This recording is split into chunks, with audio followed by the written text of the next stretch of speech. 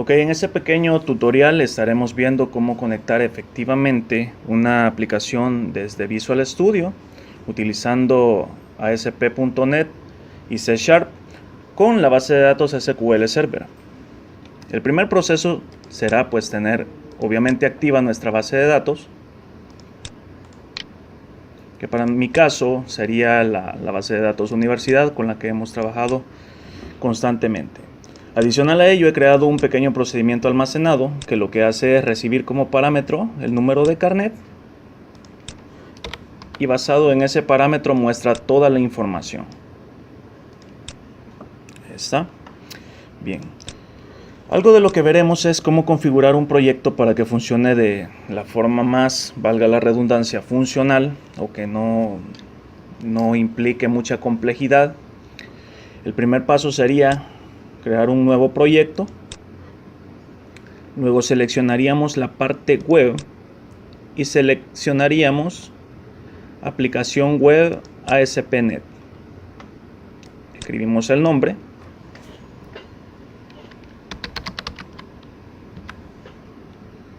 Y damos clic en aceptar. Seleccionamos vacío y aceptar.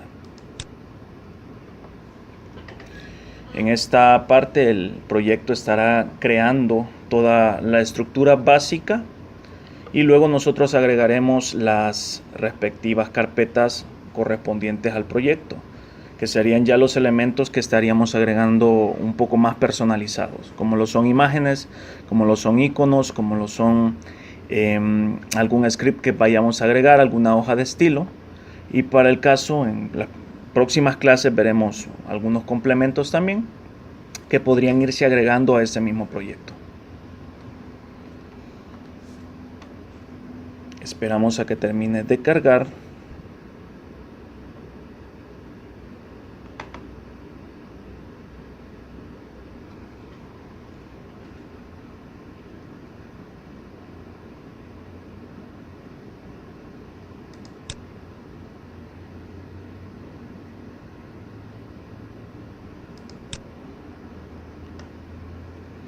Y una vez generado el proyecto, el primer paso será configurar nuestros directorios.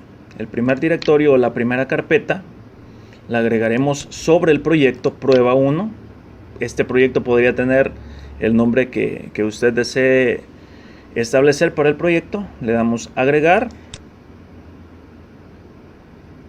y luego nueva carpeta. A esta carpeta le vamos a llamar scripts. Y aquí vamos a poner todos nuestros archivos de JavaScript o de cualquier otro script que creemos. De JSON, que al final siempre es JS, siempre es JavaScript. Crearemos también nuestra carpeta para las imágenes.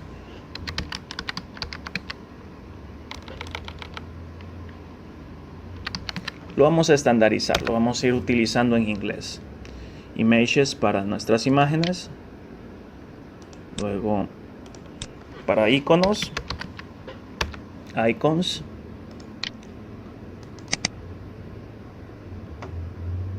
Esta no era así. Luego nos vamos a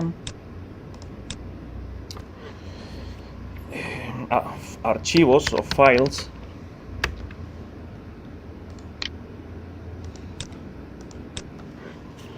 Y vamos a crear la carpeta CSS, que es donde tendríamos posteriormente nuestras hojas de estilo. En este momento no estaríamos utilizando hojas de estilo, pero es una buena práctica el ir creando ya una estructura coherente para el funcionamiento del sistema. Luego crearemos nuestro primer formulario, nuevo elemento. Nos vamos a web, formulario web forms y le vamos a poner como nombre default.aspx. Este sería nuestro formulario de inicio. Esperamos ahí a que Visual Studio cree este nuevo formulario. Ok, aquí es el formulario. Vamos a dar clic derecho sobre el formulario y vamos a establecerlo como página de inicio. Escribimos una prueba aquí, test. Lo ejecutamos y vemos que escriba esta palabrita en la pantalla en blanco del navegador. Si todo funciona bien, estaría escribiéndolo aquí.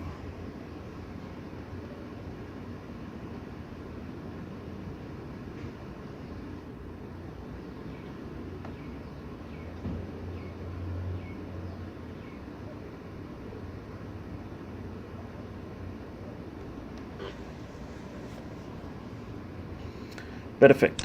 Quiere decir de que el servidor localhost junto con el puerto 49291, que ese puerto lo asigna de forma aleatoria, cada versión de Visual Studio cada equipo en el cual está instalado Visual Studio podría utilizar un puerto distinto. Por eso no hay problema. Y vemos que automáticamente abre el formulario default.spx, que fue el que creamos nosotros, como página de inicio. Bien, cerramos esto, ya vimos que sí funciona y ahora vamos a configurar nuestro web.config, por lo menos la parte de la cadena de conexión. Nuestra cadena de conexión la crearemos exactamente aquí, debajo de Configuration, y yo ya tengo preparada una cadena. Muestro toda la cadena de conexión para que puedan tener una visualización, pero solamente procederé a copiar y a pegar.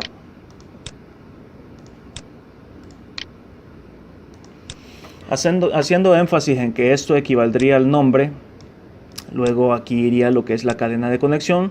Si nos fijamos en Data Source, en lugar de escribir el nombre del servidor, escribo localhost, y esto con el objetivo de estandarizar cada una de las aplicaciones que como grupo de estudio, como grupo de clase vayamos haciendo. El servidor localhost siempre va a hacer referencia al servidor local. Quiere decir de que independientemente del nombre de equipo que usted tenga, puede utilizar localhost. Luego, initial catalog hace referencia a la base de datos que usaremos. Luego, seguridad integrada implica que vamos a utilizar la seguridad provista por Microsoft Windows, o sea, por el usuario de Windows que usted utilice. Y luego, pues, la clase que estará sirviendo como cliente de conexión. Bien, tenemos ya la cadena de conexión. Y ahora dentro de nuestro formulario vamos a crear dos cosas. Uno, vamos a escribir aquí, ingrese el CIF, el carnet. Explorador de herramientas, vamos a dejar esto fijo. Y vamos a esperar a que carguen los controles. Dentro de estándar vamos a seleccionar primero un control del tipo textbox que nos va a permitir ingresar información en tipo texto a nuestro formulario. Vamos a establecer el nombre txt carnet. Este ID corresponde al nombre del control en todo este formulario. En todo este formulario vamos a conocer esto como la variable txt-carnet. Luego vamos a agregar también un botón. Si se fijan, el proceso consiste únicamente en arrastrar de los controles. El botón lo arrastramos y a la propiedad ID le vamos a establecer el nombre btn de botón consultar.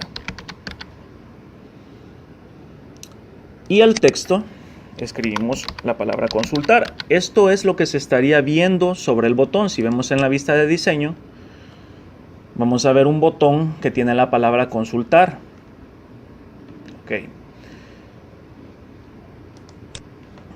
Luego crearemos una label.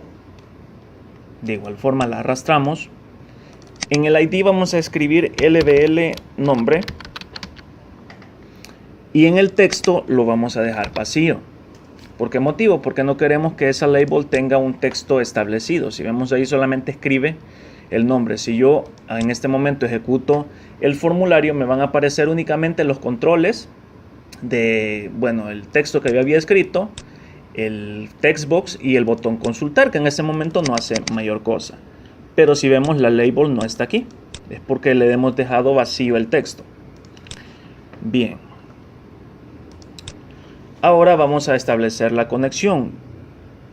¿Qué es lo que queremos que haga cuando nosotros damos clic en el botón consultar? Damos doble clic y nos abre la parte de C#. Primero, y algo muy importante, es agregar siempre las librerías o los usings necesarios para poder establecer la conexión con SQL, que son los siguientes. Primero, using system.data.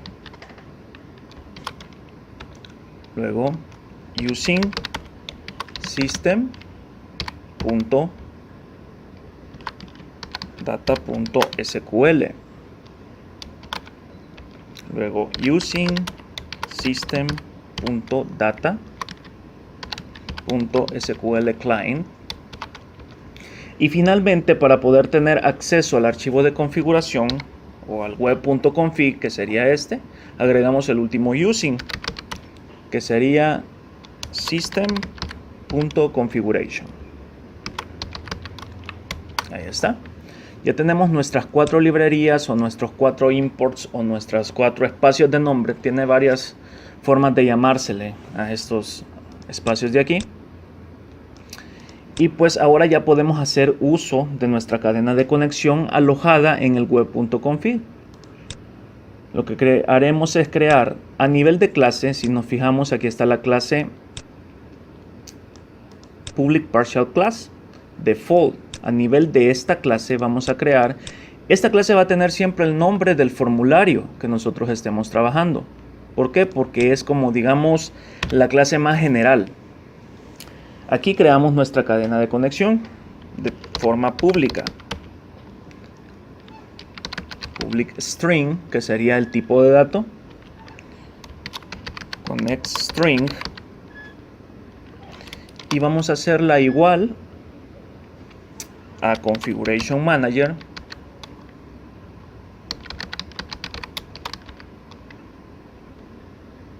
Punto connection string.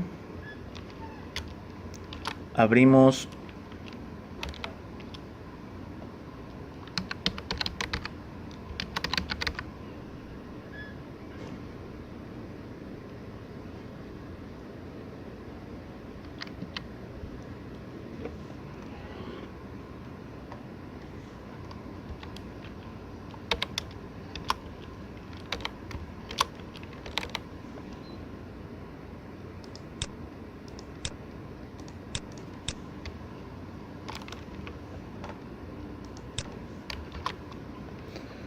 y escribimos aquí el nombre de la cadena de conexión tal cual aparece en el archivo web.config.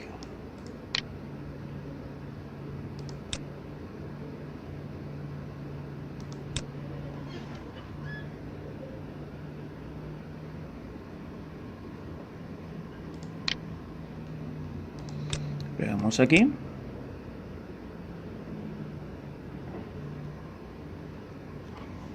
Punto connection string y cerramos con punto y coma.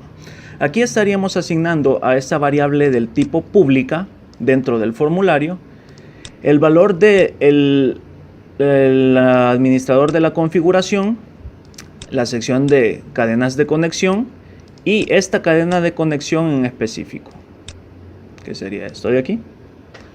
Bien, ahora en el evento, si se fijaron, yo en un inicio di doble clic sobre el botón consultar. Eso me crea un evento que sería protected void btn consultar --clic. Esto quiere decir que todo lo que yo escriba dentro de estas dos llaves se estaría ejecutando en el momento que yo dé clic en el botón. Bien, ahora vamos a crear una estructura del tipo try catch, que para esto no hace falta digitarla toda. Visual Studio, simplemente ingresamos la palabra try y presionamos la tecla tab 2 veces y ya me crea la estructura. Aquí vamos a crear una excepción y aquí en la label propiedad text vamos a manejar esa excepción por si en algún momento nos da un error. Ahí podemos ver el error que se ha ejecutado. Si yo selecciono una propiedad, un elemento dentro del formulario y lo precedo de la palabra toString, me convierte a una cadena de caracteres, lo que sea que yo haya enviado. En este caso, la excepción yo la capturo, .toString, la convierto a una cadena de caracteres y la asigno a la propiedad text de la label nombre. Eso es lo que estaría haciendo. Luego, dentro de la parte del try, o sea, ¿qué es lo que va a intentar? Porque try es intentar en inglés, ¿no? ¿Qué es lo que va a intentar? Primero va a intentar establecer una conexión, por lo que vamos a crear SQL Connection. Le vamos a llamar connects. Esto es un objeto. Igual a new SQL Connection. Y va a recibir como parámetros la cadena de conexión.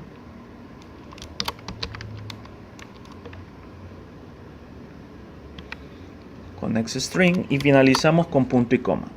Aquí estamos creando el objeto de conexión del tipo SQL Connection y recibe como parámetro la cadena de conexión.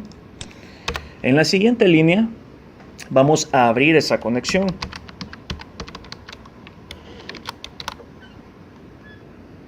En este caso el método open del objeto connects tiene que preceder de paréntesis, pero no vamos a enviar ningún argumento. Luego creamos un objeto de comando, porque una vez abierta la conexión, ahora necesitamos establecer qué vamos a realizar con esa conexión. Sería SQL command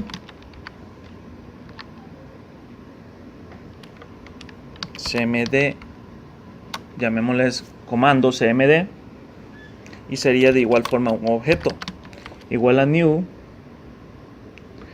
SQL command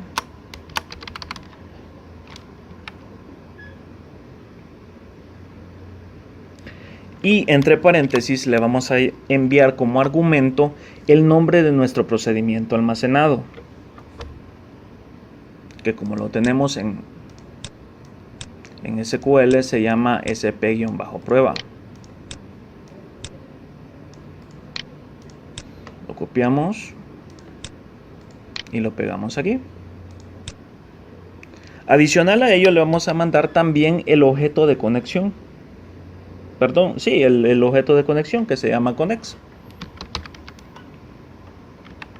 Y finalizamos con punto y coma.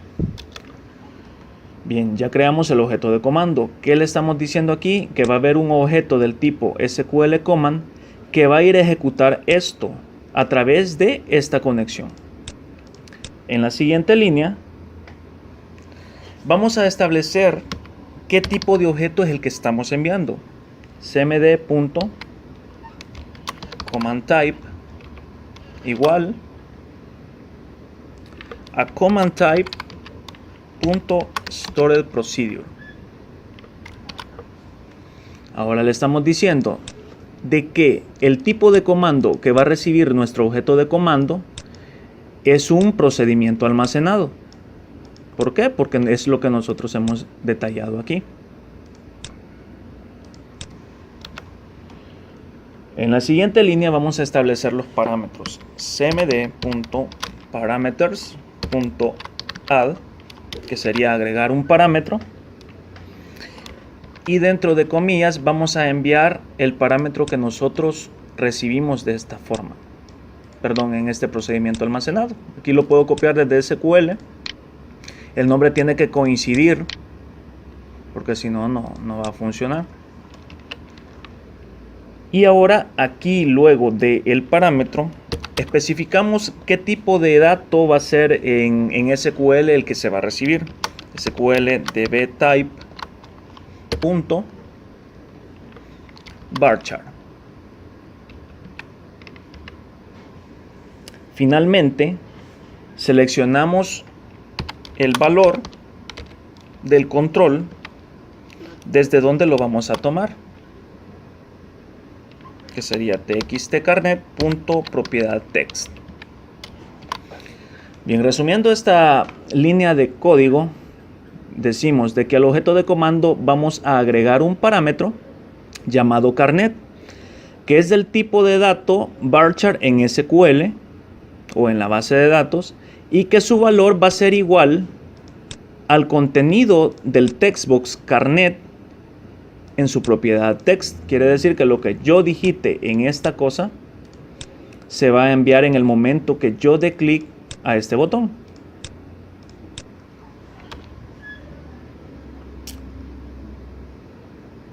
Ahora vamos a utilizar uno de los métodos vistos en clase, que el más común o el más recomendado para que vayan acostumbrándose es el execute reader.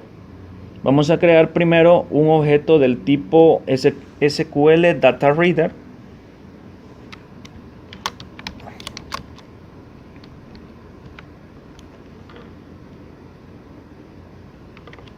Y vamos a escribir el nombre reader. Este puede tener cualquier nombre, pero algo característico a que es el reader. Tenemos que especificar eso para no perdernos.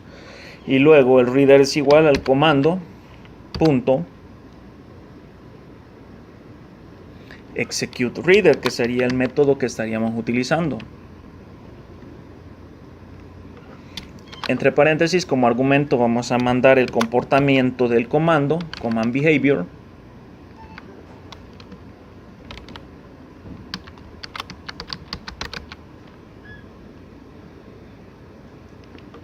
Y vamos a decir que cierre la conexión. Cerramos esta línea.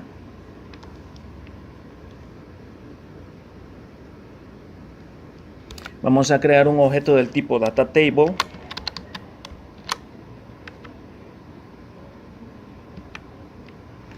Le vamos a escribir como nombre tabla.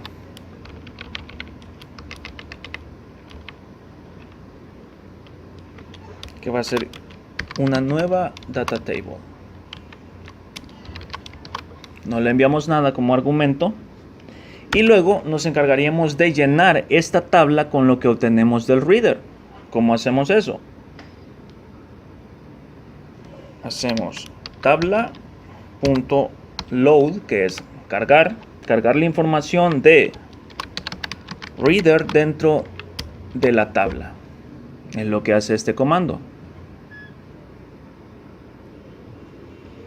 Luego que ya tenemos la información dentro de nuestra tabla en el proyecto, que sería este objeto de tipo data table, podemos cerrar la conexión.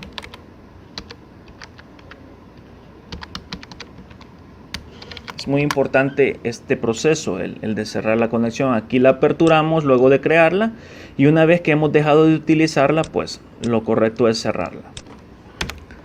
Ahora vamos a asignar uno de los valores que trajimos de nuestra tabla estudiante. En este caso nos vamos a guiar por los índices.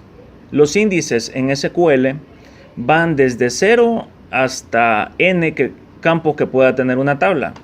En este caso el ID del estudiante es mi índice 0, el carnet es el índice 1, los nombres es el índice 2 y así sucesivamente. Entonces para este caso quiero mostrar los nombres. Sería el índice 0, 1, 2.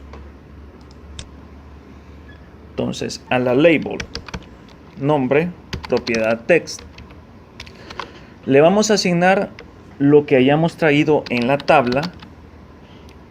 Punto. Para acceder a las columnas de la tabla basta con ingresar, con digitar punto, luego rows, que serían columnas, rows, luego entre corchetes el índice de la fila. Este es el índice de la fila, quiere decir que va a ser la fila 0 con la columna 0, 1, 2, columna 2. Todo esto lo convertimos a string. Y pues básicamente es lo que necesitaríamos. Ahora vamos a probar a ver si funciona o si nos arroja algún error. Si nos da algún error lo vamos a solventar en este mismo momento.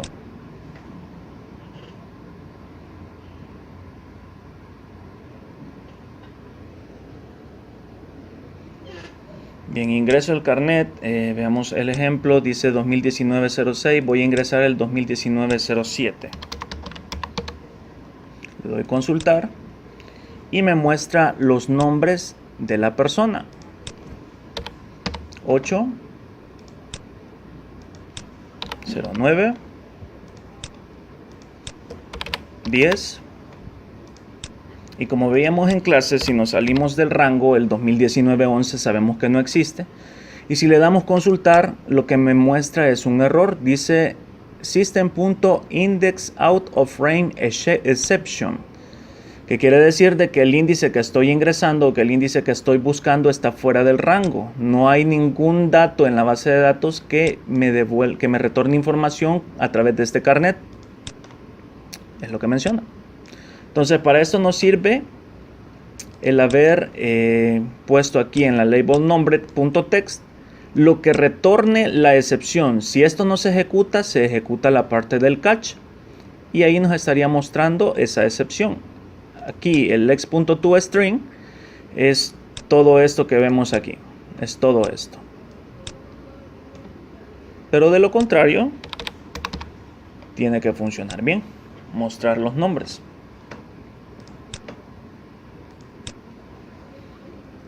Bien, el último contenido que vimos fue referente a páginas maestras y cómo utilizarlas. La página maestra, para agregarla es necesario dar clic derecho sobre el proyecto, le damos clic en agregar, nuevo elemento,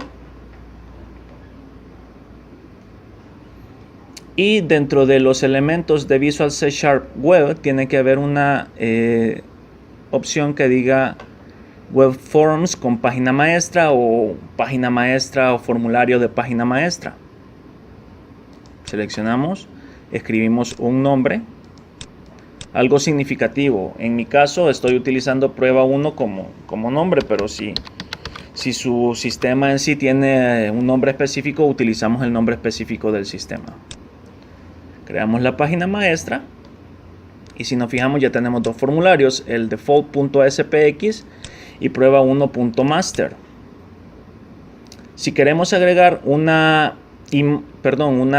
página que dependa de una página maestra, nos vamos a agregar nuevo elemento y aquí seleccionaríamos formulario web form con página maestra. Escribimos un nombre, le damos agregar y aquí nos va a pedir que seleccionemos una de las páginas maestras que tengamos en nuestro proyecto. Como en nuestro caso solamente tenemos una, la seleccionamos y allí tenemos ya todo. Entonces, si recordamos en la clase, todo lo que yo haga en una página maestra se va a mostrar en absolutamente todo lo que nosotros creemos.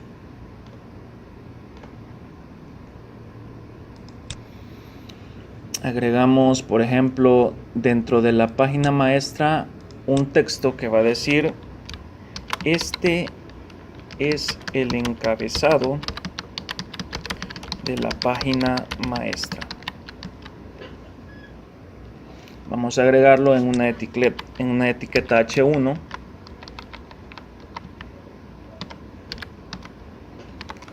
Y luego todo lo que escribamos en el detalle, que digamos es esta página principal, iría dentro del content 2. Aquí iría todo lo que nosotros queramos agregar al formulario específico. Esto es el formulario específico. Esto es general. Esto es el encabezado general. Y esto es la información específica. Vamos a agregar una imagen. Agregar elemento existente. Y nos vamos a ir a imágenes, no tenemos nada ahí, buscamos una en internet.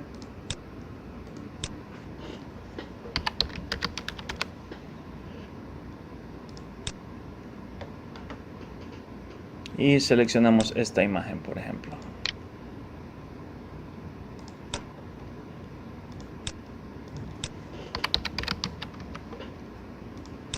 La guardamos y ahora la agregamos en el proyecto.